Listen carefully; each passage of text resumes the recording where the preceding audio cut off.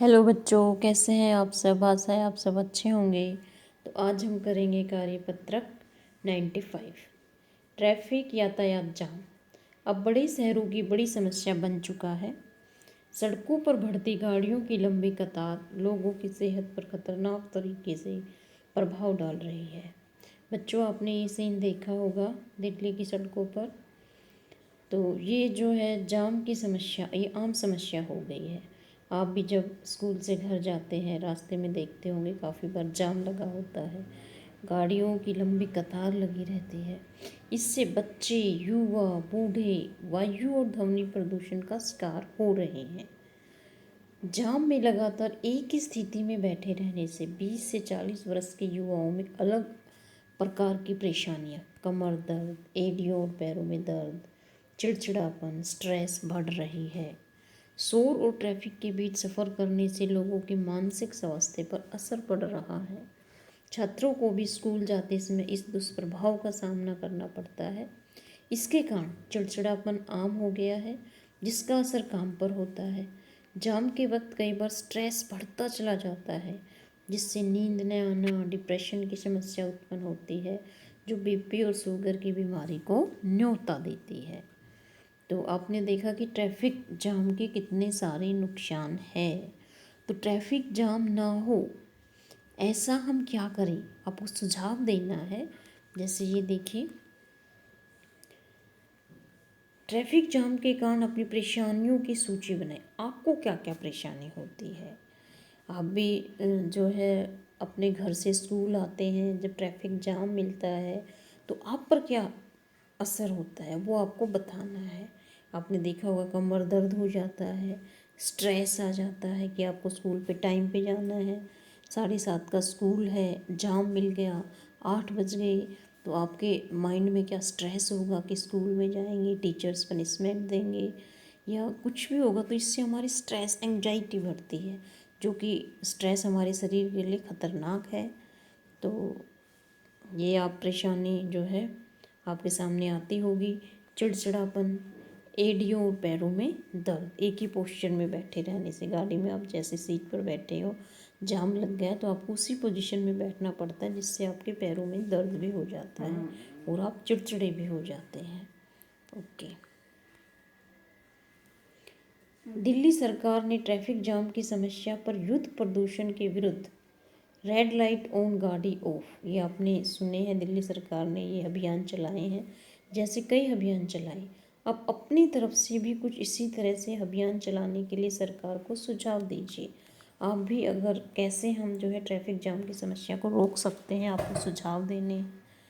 जैसे जैसे प्रदूषण होता है, तो आप क्या कर सकते हैं, इलेक्ट्रिक वाहनों का प्रयोग करें।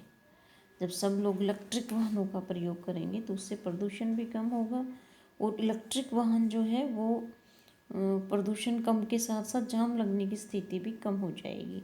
वो कैसे होगी, क्योंकि जो वाहन हैं, आपने देखा होगा ऑयल फिल करवाने के लिए भी पेट्रोल पंप पर जाते हैं, और जब इलेक्ट्रिक वाहन हो जाएंगे तो फ्यूलिंग की समस्या ही नहीं होगी। वाहन स्पेशल फ्यूलिंग के लिए जो है सड़कों पर नहीं जाएंगे, और वो घर पर ही अपने चार्जिंग से इलेक्ट्रिक वाहन को चार्ज कर लेंगे, तो इससे जाम कम होगा। बस का प्रयोग, और आप देखो हर एक व्यक्ति अगर कार में निकलेगा तो सड़क पर वाहनों की संख्या बढ़ेगी, जिससे कि जाम होगा। तो सबको बस का प्रयोग करने को लिए प्रोत्साहित करना चाहिए। ट्रैफिक जाम को रोक, बस का प्रयोग ट्रैफिक जाम को रोक। Okay.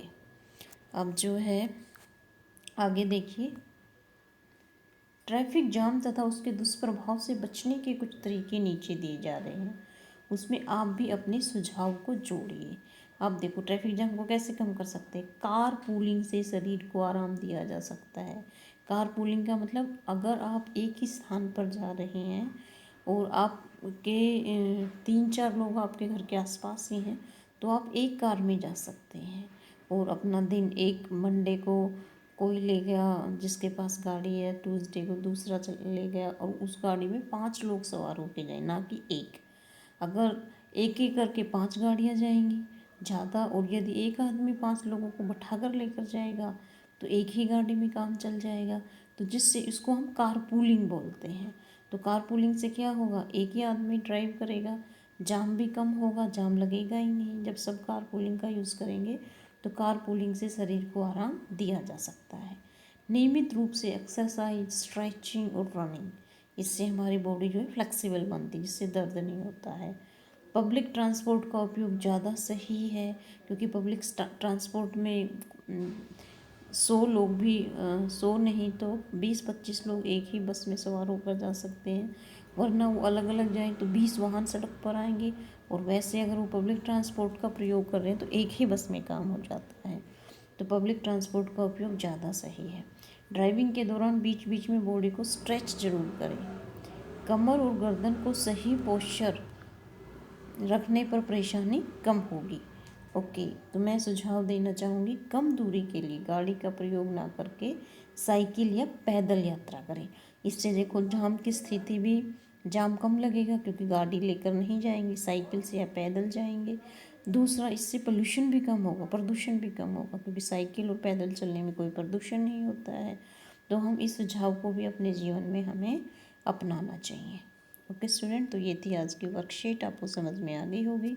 Thank you for watching, have a nice day.